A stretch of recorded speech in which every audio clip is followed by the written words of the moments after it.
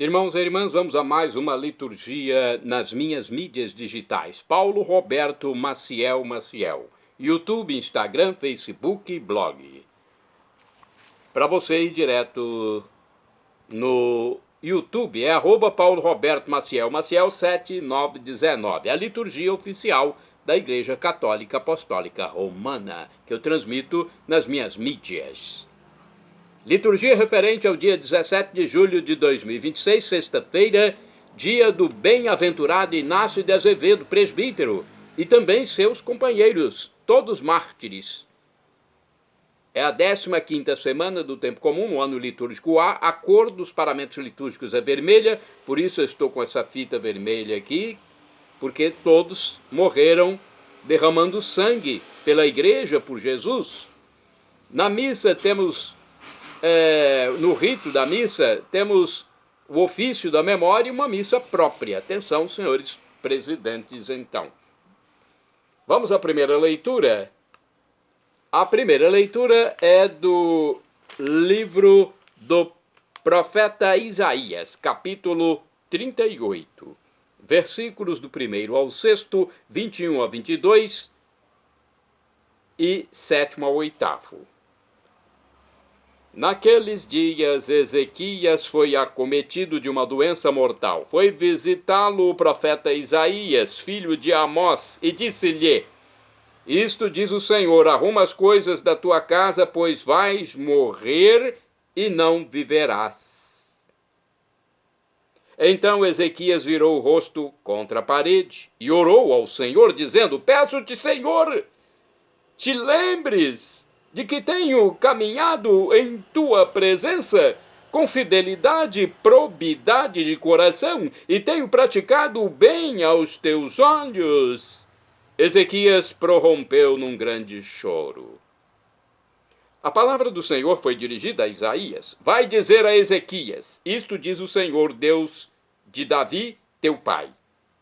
Ouvi a tua oração, vi as tuas lágrimas, eis que vou acrescentar à tua vida mais 15 anos. Vou libertar-te das mãos do rei da Assíria, junto com esta cidade que ponho sob minha proteção. Então Isaías ordenou que fizessem uma cataplasma de massa de figos e a aplicassem sobre a ferida, que ele ficaria bom. Perguntou Ezequias: E qual é o sinal de que hei de subir à casa do Senhor? Este é o sinal que terás do Senhor, de que ele cumprirá a promessa que fez. Eis que farei recuar 10 graus à sombra dos graus que já desceu no relógio solar de Acás. De fato, a marca do sol recuara 10 graus dos que ela tinha descido. Palavra do Senhor, graças a Deus. Agora o Salmo responsorial, Salmo 38. Aliás, o Salmo é retirado do livro do profeta Isaías, capítulo 38. Versículos 10, 11, 12 e 16. E o refrão 17b. Vós livrastes minha vida do sepulcro, a fim de eu não deixar de existir. Vós livrastes minha vida do sepulcro, a fim de eu não deixar de existir. Eu dizia: é necessário que eu me vá no apogeu da minha vida e de meus dias. Para a mansão triste dos mortos descerei sem viver o que me resta dos meus anos. Vós livrastes minha vida do sepulcro, a fim de eu não deixar de existir. Eu dizia: não verei o Senhor Deus sobre a terra dos viventes nunca mais. Nunca mais verei um homem neste mundo. Vós livrastes minha vida do sepulcro, a fim de eu não deixar de existir. Minha morada foi a força arrebatada, desarmada como a tenda de um pastor, qual tecelão eu ia tecendo a minha vida, mas agora foi cortada a sua trama. Vós livrastes minha vida do sepulcro, a fim de eu não deixar de existir. Ó Senhor, meu coração em vós espera, por vós há de viver o meu espírito. curai-me e conservai a minha vida. Vós livrastes minha vida do sepulcro, a fim de eu não deixar de existir. Repitamos! Vós livrastes minha vida do sepulcro, a fim de eu não deixar de existir. Agora o Evangelho, escrito por São Mateus, capítulo 12, versículos do 1º ao 8º. Aleluia, aleluia, aleluia, aleluia. Aleluia, aleluia, aleluia, aleluia. Minhas ovelhas escutam minha voz. Eu as conheço e elas me seguem. Aleluia, aleluia, aleluia, aleluia, aleluia, aleluia, aleluia, aleluia. O Senhor esteja convosco, Ele está no meio de nós. Proclamação do Evangelho de Jesus Cristo, segundo São Mateus, pelo sinal da Santa Cruz. Fazei com que eu acolha a vossa palavra, Senhor, na minha mente, nos meus lábios, no meu coração, e que faça boas obras a partir dela. Glória a vós, Senhor. Naquele tempo, Jesus passou no meio de uma plantação no dia de sábado. Seus discípulos tinham fome e começaram a apanhar as espigas para comer. Vendo isso, os fariseus disseram-lhe: olha, os teus discípulos estão fazendo o que não é permitido fazer em dia de sábado. Mas respondeu-lhes Jesus: nunca lestes o que fez Davi quando ele e seus companheiros sentiram fome? Como entrou na casa de Deus e todos comeram os pães da oferenda, que nem a ele nem aos seus companheiros era permitido comer, mas unicamente aos sacerdotes? Ou nunca lestes na lei que em dia de sábado, no templo, os sacerdotes violam o sábado sem contrair culpa alguma? Ora, eu vos digo, aqui está quem é maior do que o templo. Se tivesseis compreendido o que significa quero misericórdia e não sacrifício, não teríeis condenado os inocentes. De fato, o Filho do Homem é Senhor do sábado. Palavra da salvação, glória a vós, Senhor. Vamos saber um pouco deste evangelho depois de Santo do Bem-aventurado Inácio de Azevedo. Aqui a reflexão da revista Deus Conosco diz o seguinte: o excesso de preocupação com a lei fazia mais escravos do que pessoas realmente livres. Os fariseus acusaram os discípulos de Jesus de desobedecer ao mandamento do sábado só porque tinham apanhado algumas espigas de trigo. Em sua defesa, Jesus usa uma frase do profeta Oséias, capítulo 6, versículo 6. Seu sentido é claro: para Deus, o amor e a misericórdia são mais importantes do que a obediência mecânica a mandamentos e o cumprimento minucioso de ritos e cerimônias. Qual é, de fato, a nossa preocupação? Vamos ver aqui no livro Dia a Dia com o Evangelho se tem uma reflexão sobre Mateus capítulo 12, versículos do 1º ao 8º. Parece que tem sim. Aqui neste livro ele traz algumas explicações. Na época de Jesus, o sábado era a instituição religiosa válida que o próprio Jesus sempre respeitou e praticou. A mesma atitude ele adotou em relação a outras instituições da religião judaica. Mas, às vezes, ele as colocava em questão. Jesus questionava. O que Jesus questionava não era a instituição religiosa em si, mas a escala de valores daqueles que tornavam absoluto o que era relativo e esqueciam que era mais importante. Jesus argumenta que certas urgências e necessidades do ser humano têm preferência sobre a lei. O centro é a pessoa. As leis foram criadas para favorecê-la e ajudá-la a viver dignamente. Se não cumpre tal objetivo, de que vale tal lei? O verdadeiro culto agradável a Deus se expressa mediante obras de misericórdia. Quero misericórdia e não sacrifício. Dar de comer é obra de misericórdia.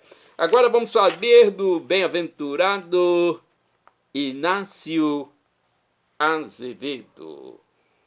Olha, foi um jesuíta, empenhou-se no anúncio do evangelho no início do Brasil colônia. Sentindo a necessidade de mais evangelizadores, voltou para sua terra, Portugal, a fim de motivar uma expedição missionária para o trabalho evangelizador no Brasil.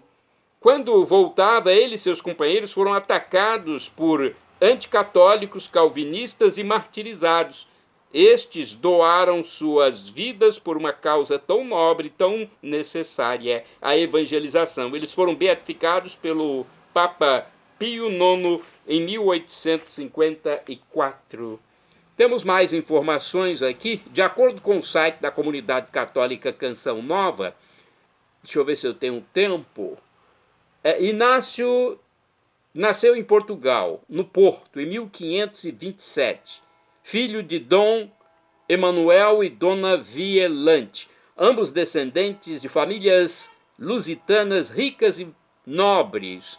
Recebeu cuidadosa educação e tornou-se administrador dos bens familiares aos 18 anos. Após um retiro realizado em Coimbra, decidiu-se pela vida religiosa, entrando na Companhia de Jesus em 1548. Era a idade dos grandes ideais, dos sonhos e das grandes esperanças. Revelou-se logo excelente religioso, suas austeridades tiveram de ser moderadas pelo seu provincial, o padre Simão Rodrigues. Não terminara aos 26 anos de idade o seu curso de teologia, quando foi nomeado reitor do Colégio Santo Antônio, em Lisboa. Tornou-se vice-provincial em 1556. Depois de terminados os seus estudos, foi mandado a Braga para assessorar o bispo da cidade na reforma da diocese. Mais tarde foi eleito por sua comunidade para ir a Roma para a eleição do novo responsável geral. Assim, em 1565, esse geral, que outro não foi senão São Francisco Borja, olha, mais um santo, né? São Francisco Borja. A igreja é cheia de santos e eles são espelho para nós. Assim, este geral confiou a Inácio a inspeção das missões das Índias e do Brasil. Essa visita durou cerca de 3 anos. A evangelização do Brasil começara há apenas 16 anos, mas a Companhia de Jesus já estava em 7 tribos do interior e no litoral e possuía inclusive escolas e seminários. Olha que bonito. Em seu relatório, Inácio pedia reforços. São Francisco Borja ordenou-lhe que recrutasse em Portugal e na Espanha elementos para o Brasil e que os chefiasse. Após 5 meses de exercícios religiosos e preparativos, partiram a 5 de junho de 1570 Azevedo e 39 companheiros no navio mercante São Tiago. 30 outros seguiam num barco de guerra da esquadra comandada por Dom Luís de Vasconcelos, então governador do Brasil.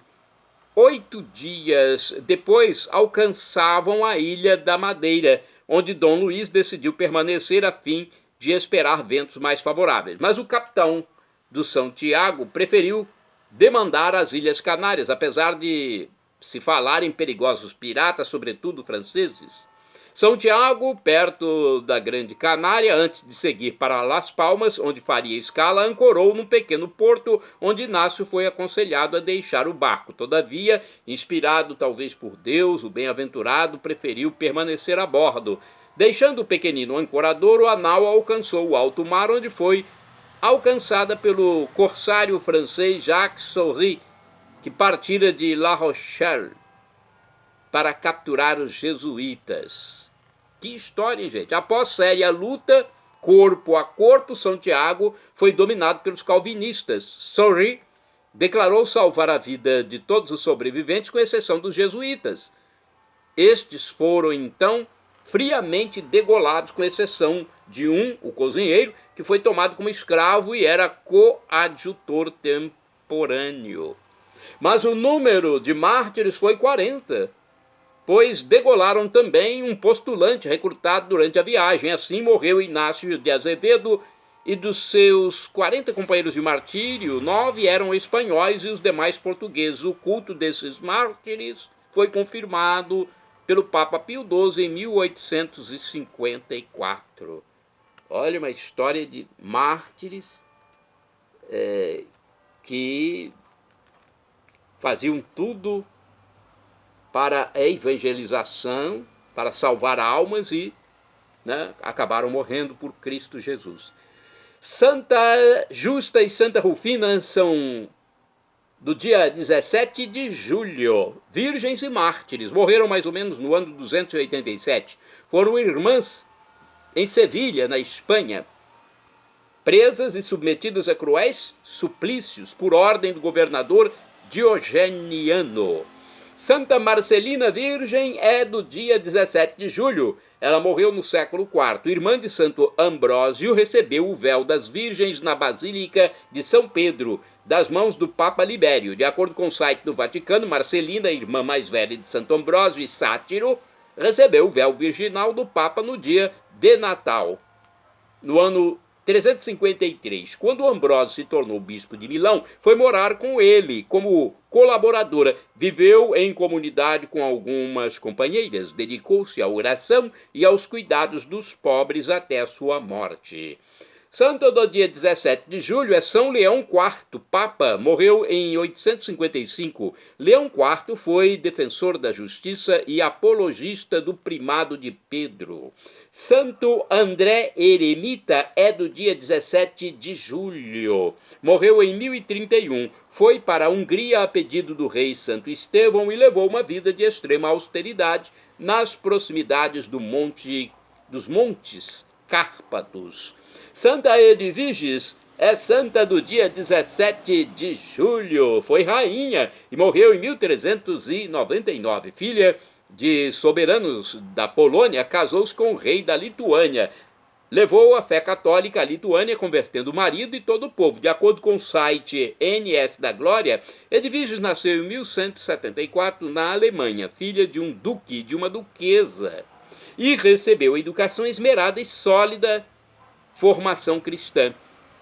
Casou-se aos 12 anos com um príncipe de uma região da Polônia e cuidou da formação religiosa do marido e dos filhos. De seus 6 filhos, 2 morreram precocemente. Quando se casou, Edviges recebeu uma fortuna como dote, mas não usou o dinheiro para si. Ela começou a ajudar os pobres e endividados, dando um novo destino a vidas que não tinham mais esperança. Contam os historiadores que Santa Edviges vivia com uma renda mínima, usando o restante para socorrer pobres e enfermos.